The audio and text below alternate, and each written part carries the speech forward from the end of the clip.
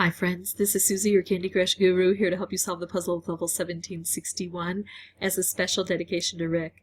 So we've got 36 moves to clear out 81 jelly and reach 165,000 points. And if this is a 9x9 grid, simple math will tell us that every single square has a jelly under it. Now I've got two possibilities here, kind of three. I mean, it depends on how I want to move these green around. But I can either take out the green or take out the blue. I'm going to go blue because it takes out more of that nice thin meringue, and so it gives me more space to make more matches and specials. I need to bust this open as quickly as possible. I'm also going to rely on these question marks to help me. Now we know question marks can be good or can be evil, but my deal here is if it's evil, I probably have enough space to take care of it, and if it's good, it can be magically helpful to me. So I am going to work under the assumption that the more of these I open, the more likely I'll be able to beat the board because I'll have more good to outweigh the evil. And this is good. I've got, well, I want to do this first. I really need to clear things out. I know I may lose this opportunity. Ooh! I'm going to get a striped wrapped combo here, and hopefully it's going to stick around. It's not, but that's okay. I like what I did up at the upper echelon. Now we haven't talked about these UFOs, and that's because I like to save UFOs until the end game if I can. Can I get a color bomb here? With the purple? Maybe. Possibly. Let's see if I can while I'm doing other good things. So to me, end game is when I've got maybe about 10 moves left. Can't quite get that color bomb, I don't think, so I'm going to do this. And I like to use these to help me with the UFOs if I've got them available. I'm also going to use this to open up this question mark.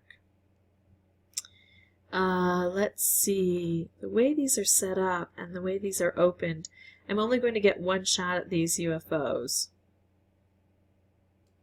So I might hold off just a bit, because sometimes I have it set up where I unwrap them with one and then I detonate them with another, and that's just not going to happen here. So I'm going to kind of hold off and see if I can maybe open them up with something else, because I don't have only 10 moves left. Now the reason I like to hold off is they're great at playing cleanup at the end. This one or this one? I'm going with this one. And so if I do my best to clear out as much as I can already, then I can send them off to clear out everything I haven't yet been able to reach.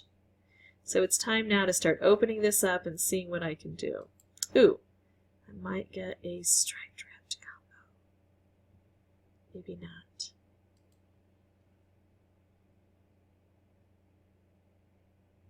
Huh.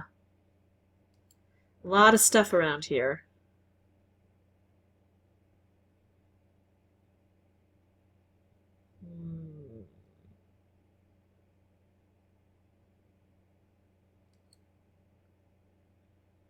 Still holding out, trying to figure out how I can get that striped wrapped combo.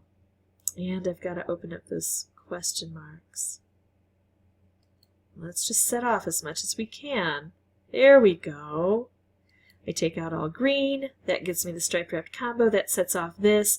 Now I know this looks dire. I don't have any moves left, but again, that's why I send the UFOs off at the very end. That's a very important piece of the strategy, because they will create a nice explosive force, and that explosive force, if I have it down here at the bottom, will then also contribute to cascading, which will clear everything out and open up all of the question marks we still have left on the board. And so that's how I beat this level. Number 1761, yes, by the skin of my teeth, but with 3 stars. And this was my 6th playthrough, so it takes a while and you have to have a little bit of luck. But I hope this works for Rick. I hope this works for everybody else. Remember the key strategy, try to hold off and use the UFOs, maybe not at the very end like I did, but toward the end with only about 10 or fewer moves left, so they can clean up everything else you weren't able to get to.